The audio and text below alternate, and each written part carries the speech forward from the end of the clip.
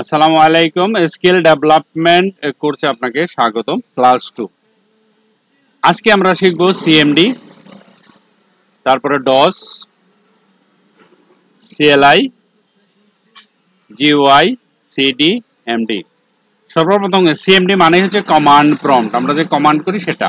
DOS মানে হচ্ছে disk operating system, DOS disk operating system. CLI command line interface, GUI graphical user interface, CD change directory, MD making directory। ওকে, আপনারা mobile দিয়ে এটার একটা ছবি উঠায় রাখেন, আপনাদের কাজে লাগবে, অনেক ইম্পর্টেন্ট এই ব্যবহারগুলো। আপনি স্কিল ডেভেলপমেন্ট করতে গেলে কম্পিউটারে এগুলি লাগবে। ওকে, সিএমডি দিয়ে আমরা কিভাবে ইউজ করব? এটা কম্পিউটার থেকে উইন্ডো আর চাপ দেয়া আমি যখন এখানে সিএমডি লেখা ওকে করব, তারপরে আমার একটা এরকম একটা জিনিস ওপেন হবে। ঠিক আছে, এই দেখেন আপনাদের, আমি এটা ছোট করি, দেখছেন ওপেন হয়ে গেছে। এটাকে আমরা যদি এইভাবে একটু ছোট করতে পারি,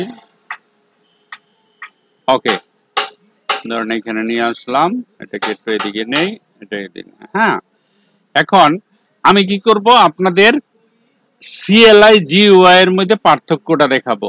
সিইউএল জিইউআই, ধরেন আমি এখন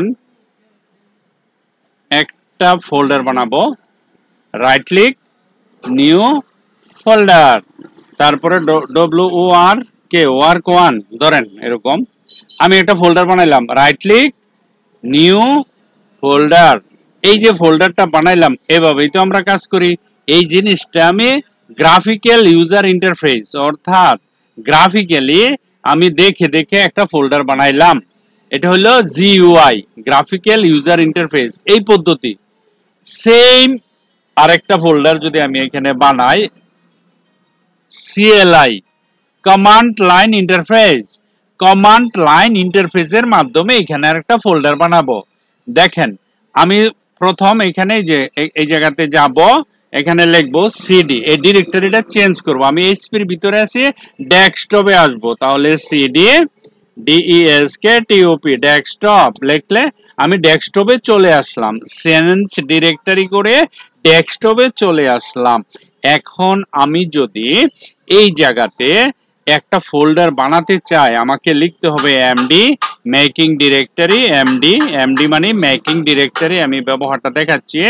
এমডি মানে মেকিং ডিরেক্টরি করে WORK ওয়ার্ক 2 নামে আরেকটা ফোল্ডার বানাবো।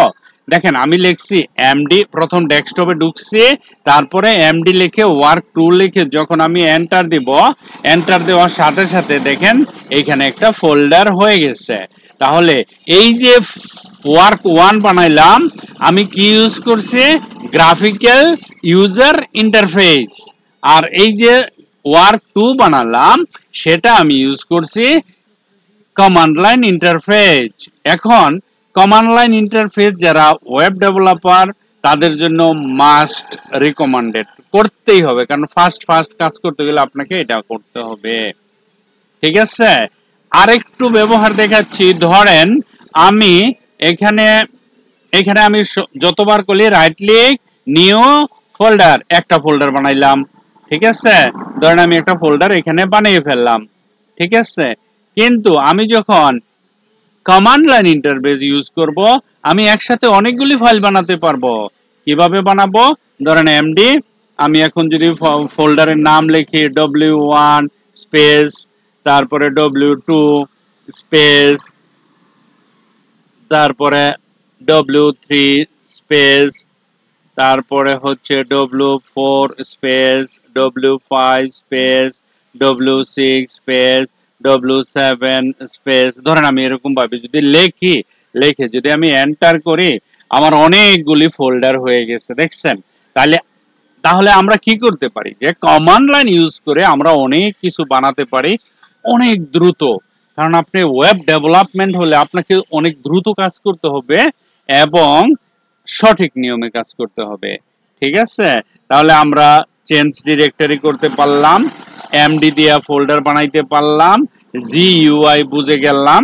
ঠিক আছে, GUI আমরা বুঝলাম যে গ্রাফিক্যাল ইন্টারফেস, হাত দিয়ে রাইট ক্লিক করে যেটা বানায় সেটা হলো GUI। আর CLI মোড হচ্ছে কমান্ড লাইন ইন্টারফেস, কমান্ড লাইনে। আর ডচ হচ্ছে ডিস্ক অপারেটিং সিস্টেম। আমরা যখন আপনার কি বলে উইন্ডোজ যখন অপারেটিং সিস্টেম যখন শুরু হয়, সেটা সেই আদিকাল থেকে ডস দিয়েই প্রথম শুরু হয়েছিল, ঠিক আছে।